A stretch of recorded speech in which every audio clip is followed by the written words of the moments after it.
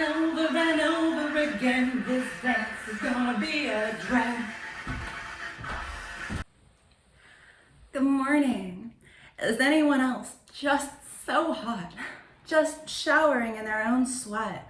Maybe wearing the outfit from the day before that they slept in because the washer and dryer is in the basement, and that's not where my things are getting cleaner because it's not a finished one. And just noticing, as it gets into the season, there's a certain degree of heat that activates an agent in my home, and it makes it so I sweat all the time. Blinking makes me sweat so much, and people will look at me like I'm so strange while I'm out because I am the only person hitting the table. As here my reader say, that's not spirit, that was me. When I go out, like, people look at me like, why are you sweating worse than anybody here? And it harkens back to my years where I was always detoxing from one thing or another so hard that I would be, maybe tan, maybe fit, like looking sporty in some cute little boho dress that hugs your butt and it halters off or something. And I'm just falling apart in the corner of a store while my friend is getting their phone service updated or something. And everyone's just like, what's with the girl, And so as normal as I've always been in my life, and as much as everyone's always accepted and loved me as such, I have had so many weird moments in public, whether I was wearing back brace, knee braces, passing out at work, passing out in front of the store. This one time I went super faint and I fell, but I just kind of went down knowing I was going down or whatever, directly in front of this door. And this mom and her daughter stepped over my body. I probably just thinking here's this junkie or something. I was never really able to do a bunch of stuff without seeming weird, people would just be like, hey, where'd your girlfriend go? Wasn't she here a minute ago? And it's like, well, she's gone to go sit because this is a standing thing and it's hot and she's gone faint, And so I've got that very well resolved at this point. But there are other things where I just need to sweat it out. I'm a little more sensitive to things. You can change your allergies. It's all about your gut. You can change your sensitivities. You'll notice that. I mean, the healthier that you get, it's like everything that was bothering you before. It's so funny how fast the mind heals. Like, anyone will tell you who's been through something really, really fucked and gotten to the other side where you're just like, oh, wow, it's hard to imagine that it was so painful that I did this, or that it was so difficult that I did this other thing. And so I'm on the other side of a lot of things, but I have really big dips when I don't take care of myself. But that's how I know all of my stuff that I could possibly tell you works so famously. Just so you know, scientist extraordinaire over here, I will take myself to the brink of death and then back up to exuberantly well and then right back down again. And then I'll try some new things to get well again, some old things that I've learned and stuff. And I say, for health, there's all these ways to break an egg, and there's a lot of ways to make an omelet and all that stuff. So you can get well in any number of ways. Just pick your favorite combination, because really it's when people say calories in, calories out, I don't give a shit about calories and never watch for that stuff at all. Of course, my weight is perfectly stable all the time. And if yours is like mine, then do know that there are essential oils and oils that you can use to tighten your skin and stuff. I think willow bark is one. And anyway, I'm planning to employ some of those things. And anyway, people say calories in and calories out. And that's really how health is. It's just it's always just build more new cells than you're destroying. And hopefully promoting and not going into that deficit and stuff. And so for me, I still just sweat it out. I am a fiery creature. I need so much heat. I don't remember, I was thinking about this before I sat down to this because I'm casually mopping my face off for you in between.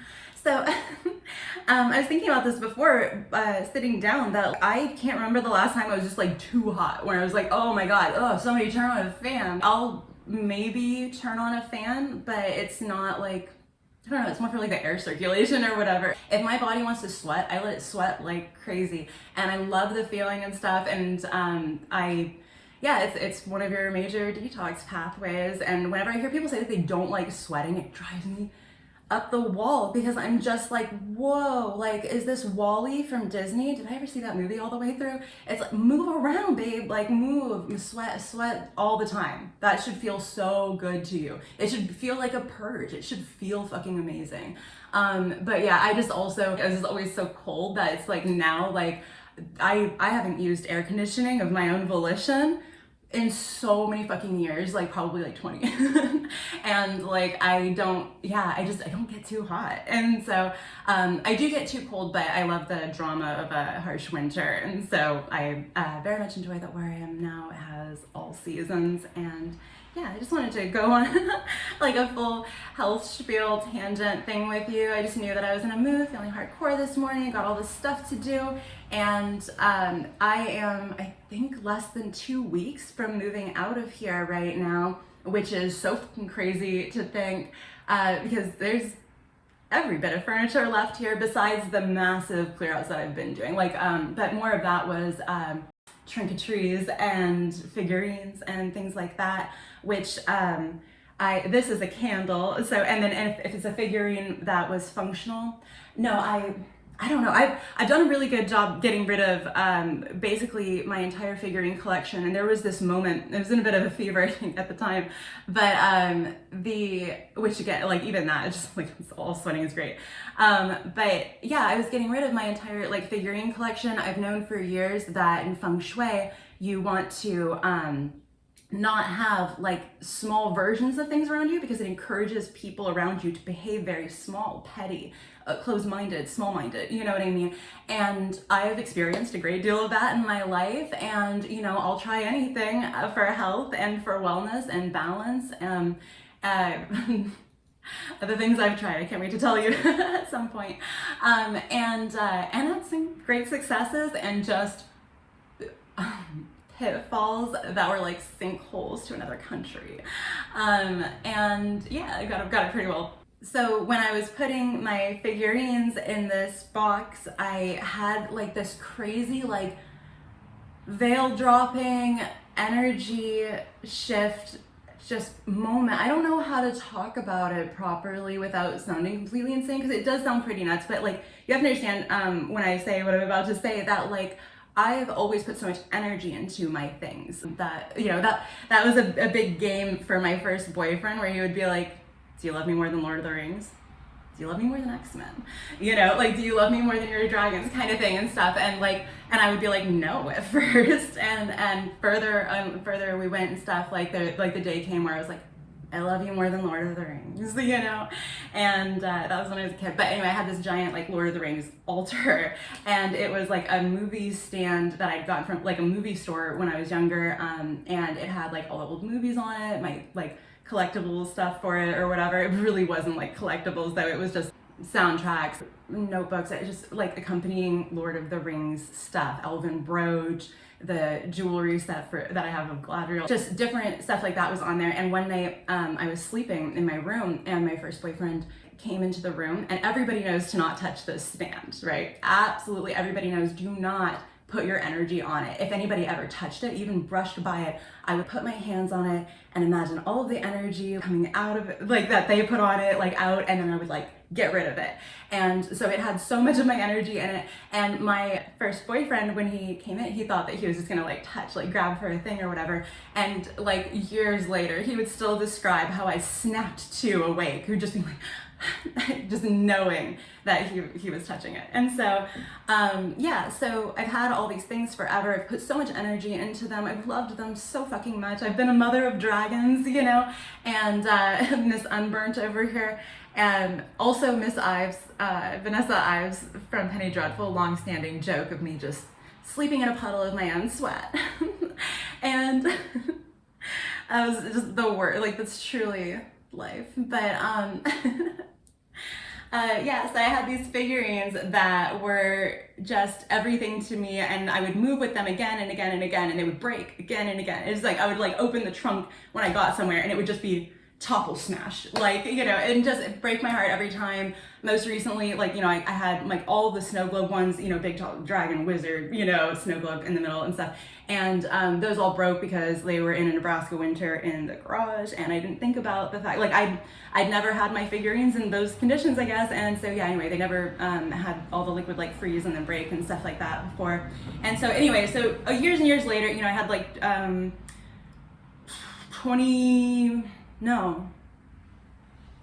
26, 27 years worth of dragon figurines and stuff that I collected from different states, metal pieces. Like, you know, I had such an incredible collection, and maybe I'll go on about it some other time also. But anyway, I put so much into them and stuff, and there was just this moment where I was like, you know, like boxing them to give them away and stuff, where I just felt the veil drop, and it just kind of felt like they all turned back into what they were when I met them, and it like choked me up so hard. It, like, I was so emotional about it, just because, like I said, I'd had them forever, and I really did care about them so much. But I also know that, like, I really was at a place, I think several years ago, to like start downsizing what I had. Like, there wasn't any, like, it was definitely weighing me down. And when I went to live in the suburbs with somebody for an extended period of time, I ended up accumulating like all this stuff. And yeah, like, I happen to be in a house now, and everything's going really great with it. And yeah, just it was just one of those things that, like, I've known for a long time that my collections were probably something that I was ready to let go of. I let go of all of my action figures recently. I let go of several years back or whatever, I let go of those, but I'd had action figures forever, you know, 90s X-Men action figures, all the Lord of the Rings sets, opened and played with, completely boxed and beautiful Game of Thrones characters, not really touched, and I let those be given away, and just kind of everything. Like, I've just been downsizing, and you know, I used to be able to move because I would just throw everything in my car. And I guess as you get older, you know, I've heard Finn McKenty of the Punk Rock MBA just be like, you like, basically, like, that's like depressing if you like only have like a certain amount of stuff by a certain age. But like, but yeah, I've definitely found that, like, your stuff is just gonna cost you so much, and moving and everything, and it's like, it just, the heartbreak of breaking all my stuff all the time was just like really getting to me. So it's like the comic books are still hanging out. That's like the collection that has survived so far. Clothing is downsized massively. Jewelry is downsized massively. Needs a lot of work still though, actually. But yeah, it's just one of those things where I just kind of got to the point where I was like, okay, well, yeah, I'm such a good caretaker of my things, but like, you know, as I've talked to people about getting rid of collections recently and stuff, that, you know, I've heard the phrase basically like, you know, people find that eventually their collections go from serving them to them serving the collection. And I've been at that place for a long time, but I think my life was just so rapidly changing, tumultuous, like whatever was happening for like the last few years and stuff, that I really didn't get just the time and the focus and the center to just look around and go like, you know what, I don't want that fucking dress from 15 years ago. Why the fuck? Even if it's in great condition, even if I took good care of it, like, why in the living fuck do I want to look like I don't know. You know what I'm saying? I have a black Marilyn Monroe looking dress from a relative that I hold on to for sentimental reasons. But besides that, at this point, like, for clothing, that's not sentimental. That's an old piece of thing that you have. It's like all the figurines, my dearest baby loves, like, you know, like that's just not me anymore. To hold on to all of this stuff, and you know, and I don't think it's been that for a long time. Like I said, I think that I've been so absorbed, and my stuff is always in a different fucking state. Like, I had this ex-boyfriend who kept my things for like 5 or 6 years, my photo albums, my baby pictures, my family pictures, like everything, you know, from my different homes and stuff like that, pre-cell phones. I didn't have a cell phone until very late in the game, and so I loved photography. I've always loved taking pictures with all the digital or disposable cameras, and so it was like really sentimental stuff. But the rest of the stuff that I got back, by the time I got it back, like all those years later, was just like this weird time capsule of old young crap. And it's like, yeah, I love the advice from my energy reader about just doing like an energy check on a thing and just being like, just feel good, not feel good, like get it out of there if it's past its prime and all that stuff. And anyway, well, yeah, let's segue into a little bit of energy stuff. So basically, okay, let's complete a thought, just one of them anyway. So I do have a lot of furniture here still. I'm excited to get it out of here and into a new house, or down to the coastal regions or into storage while I look for another house. I've been doing some, just a little bit of house hunting this week, but it's just everything went so smoothly but last minutely that like it's just like, oh shit, like I didn't have time to like do that thing because everything's gone so well. And like every inspection, like everything just slid right through. You know, I'm doing a few last things, you know, getting the bars off the window, smashed the living hell out of my hand, it's gonna be fine.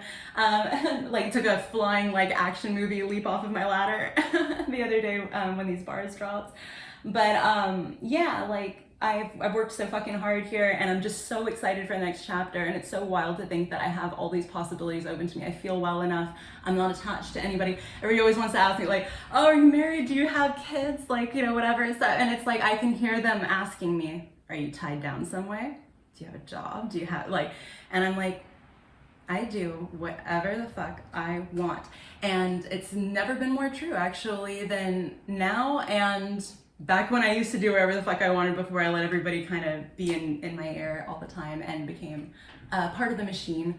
You know, now I'm building my own mechanisms and technologies and like my own fucking civilization over here. Can you be a one-person civilization like if you make enough advancements? Anyway, I love you so much, and thanks for you know, like just hanging out with me on these little moods that I get into where I do want to talk and there's no one around, and very much by design. I'm quite busy if you haven't heard, and I have so many files I'm digging through. I have so much shit that I'm doing right now. Like I'm trying so hard to finish anything like in the next like week and a half or two before I am in my car and my stuff is somewhere, or I am somewhere, like just whatever it's gonna be. And so yeah.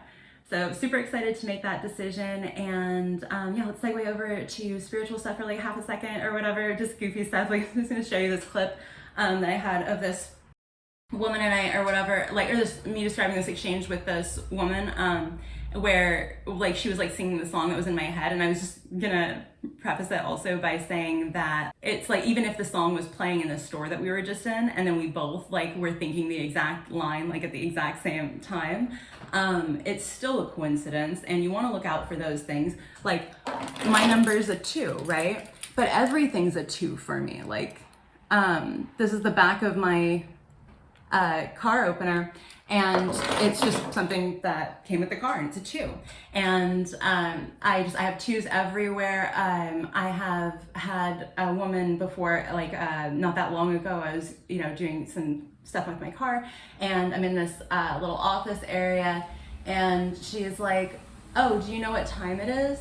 The clock's broken. Specifically to draw my attention up to the broken clock at 2, you know, and this shit happens to me all day long, and I just like to point this stuff out. It's not an anomaly, and it's definitely not new, but it's, and I just like to encourage everybody, because like I've had so much encouragement about like how to look for signs and how to listen for stuff and everything, and it's like at this point I am in that like constant communication with the universe where I'm just like, I heard you, I got you, I see you, okay, I've got a question for you, hey, I'm just wondering how you're doing. Like it's a full relationship and stuff. And yeah, so I'll show you these little clips just talking about magical moments and spiritual and psychic queries that I just have. It's, I don't know, like definitely that more spiritual, like there just needs to be like a spiritual handbook. Who's gonna make like the glossary, encyclopedia, whatever, where it's just like, if you'd like to find ghosts, go near water. You know, if you would like to like find all the answers, sit in the silence. Like, where is this? I need a whole book. I need Steve's Love Tarot. Like, he's got the blog, but I need him to write a book.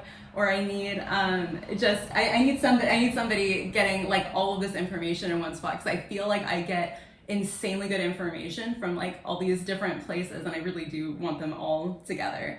So yeah, just magical stuff, spiritual stuff, listening to signs about where to go. You know, you could, you know, read your tarot cards, you just flip a coin, just listen to your intuition about what to do with everything. But lately it's been so funny how stuff just like has been showing up, and just, you know, I'm just excited. Like, it's like I don't know what's around the corner, but I'm really, really excited for it. And I'm super excited for you. Thank you so much for hanging out. Good morning. Oh, it's so sweaty out.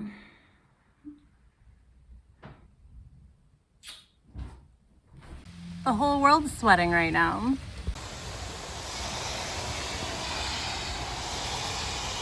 I love knowing that my hamster's in here, having tiny ham dreams while I do my work. So I'm coming out of Fresh Time Market and I have pop into my head because I really love the oldies, a song that maybe I don't think I've even heard recently, even though, you know, I typically listen to some oldies here and there, but I just started running through my mind, and I wonder, still I wonder, and of the still warm air of the parking garage underneath that, like, just, oh my God, this woman starts singing it. Literally exactly the line that popped into my head, not, I mean, 5 seconds after it came to mind. And I was just thinking like, oh, maybe I should listen to that song or something. And I just hear her singing into the back of her car. She's loading up her grocery stuff. And she's just like, and I wonder, still I wonder. And I'm just like, holy shit. And so I had to call over to her and tell her that I had just had that jump into my mind. And it's like, what do you even do with an instance like that? Like, honestly, like, do you take their number? Do you, like, I was just like, hey, like, that's so fucking magical. Like, I was like, that's so wild. Like, that's amazing. These are saying that. And she was really cute. Like, she was like, you know, a bit older than me, but had like this like tie-dye, like slanted, you know, like tied off little tassel pieces at the bottom, like cute outfit and sandals and like, you know, and then she was with this girl that had like blonde, like wavy hair and stuff. And there were some kids in the car. And whenever I see something like that, I wonder if it's a sign about like my sister and I, because she's the blonde and I'm the brunette and stuff. And we've had some crazy stuff like that. Like I had like these girls buying boots from me this one time, these two sisters, a brunette and a blonde, similar age difference and stuff, and like they'd come in a couple of times and they were there when there was a big tornado and like there was like, you know, stuff was getting like locked down at the mall and stuff, and like a little tornado shelter lock-in sort of thing.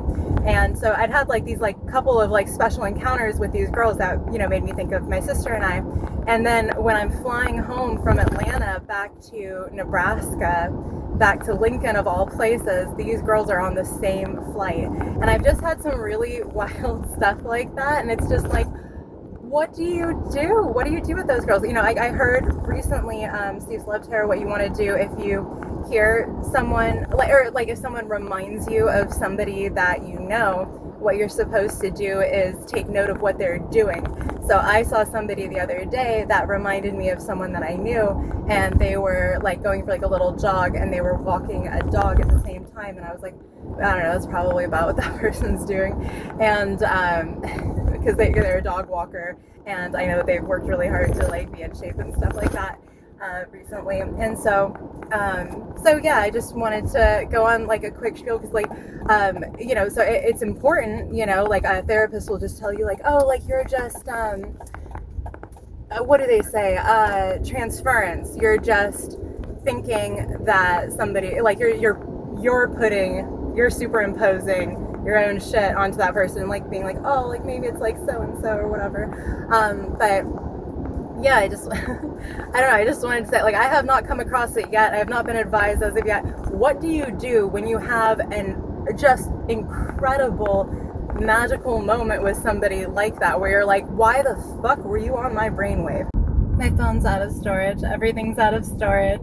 There's nothing for it. Anyway, be a good psychic. Figure out what the fuck you're supposed to do with people who you read or something. I don't know what the fuck that is, honestly.